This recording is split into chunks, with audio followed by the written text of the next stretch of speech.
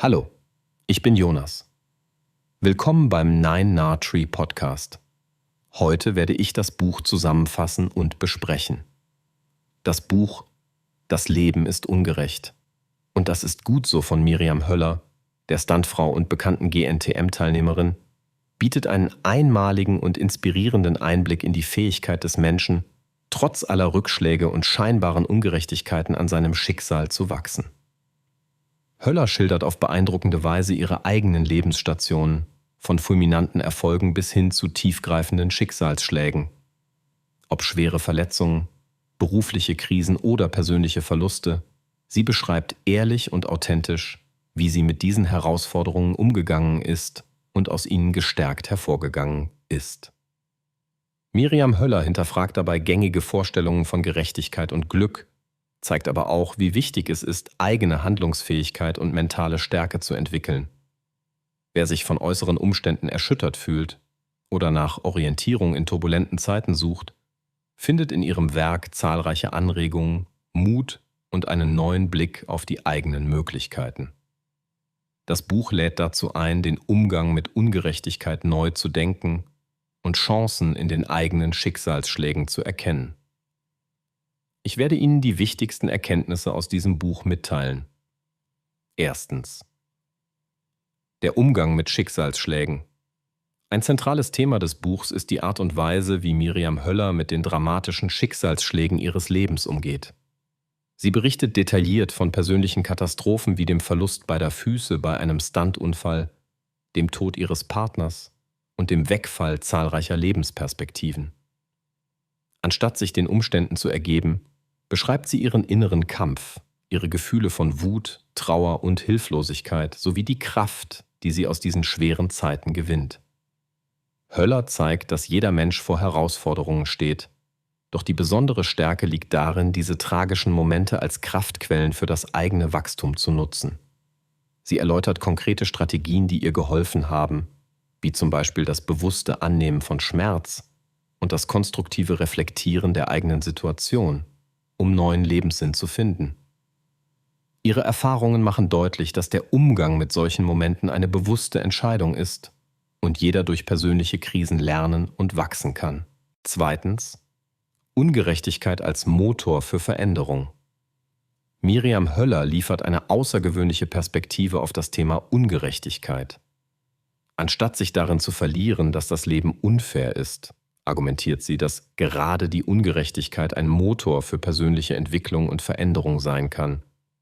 Ungerechte Situationen führen dazu, dass Menschen aus ihren Komfortzonen geraten und gezwungen sind, neue Wege zu finden.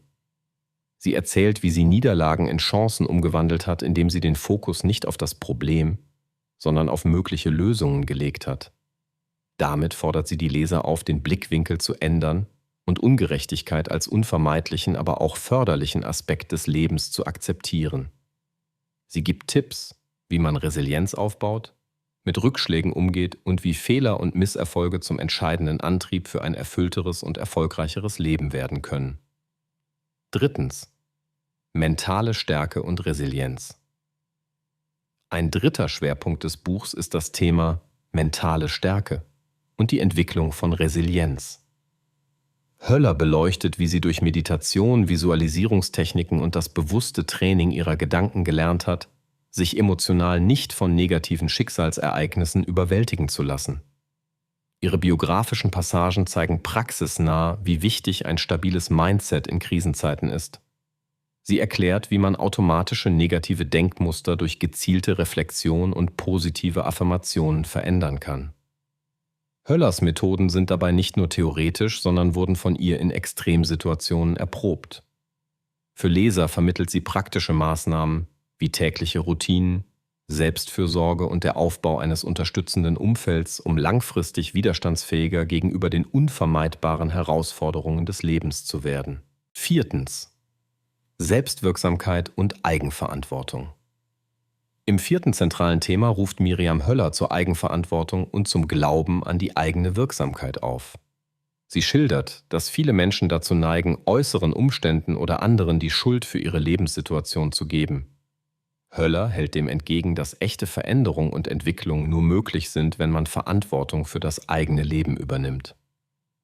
Sie berichtet, wie sie selbst gelernt hat, das Steuer wieder in die Hand zu nehmen, unabhängig von äußeren Widrigkeiten.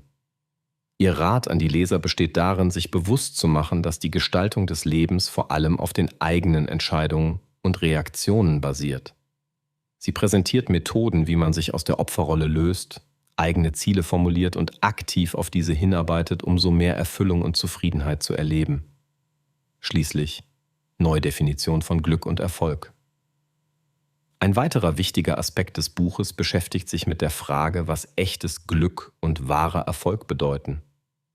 Miriam Höller räumt mit den gängigen Klischees auf, dass Glück vor allem von äußeren Umständen abhängt oder man nur dann erfolgreich ist, wenn alles nach Plan verläuft. Sie zeigt anhand ihrer eigenen Erfahrungen, dass tiefgehende Zufriedenheit oft aus Momenten entsteht, die zunächst als Niederlagen oder Ungerechtigkeiten erscheinen. Durch Reflexion und das bewusste Umdeuten schwieriger Erfahrungen hat Höller ihre eigene Definition von Glück gefunden, die unabhängig von äußerem Applaus oder materiellen Erfolgen ist. Sie ermutigt die Leser, ihren eigenen Weg zu hinterfragen und Glück als fortwährendes Wachstum und innere Balance zu begreifen. Ein Ansatz, der gerade in einer leistungsorientierten Gesellschaft zu mehr Selbstakzeptanz und Lebensfreude führen kann. Zusammenfassend. Das Buch »Das Leben ist ungerecht«.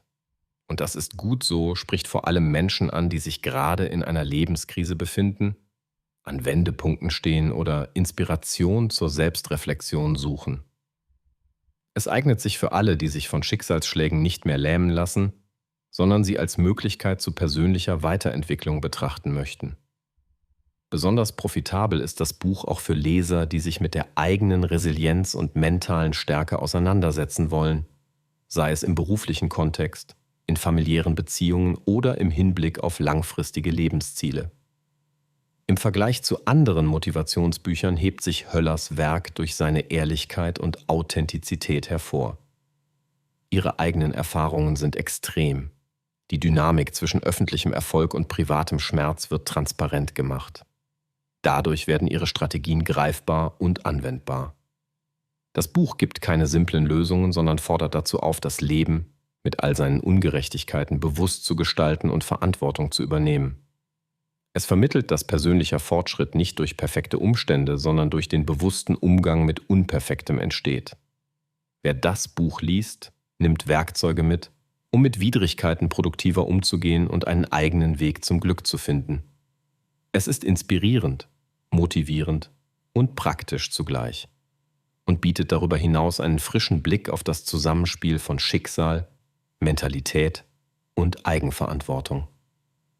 Wer nach nachhaltigem, tiefgehendem Wandel sucht und bereit ist, sich mit seinen eigenen Mustern kritisch auseinanderzusetzen, sollte zu diesem Buch greifen.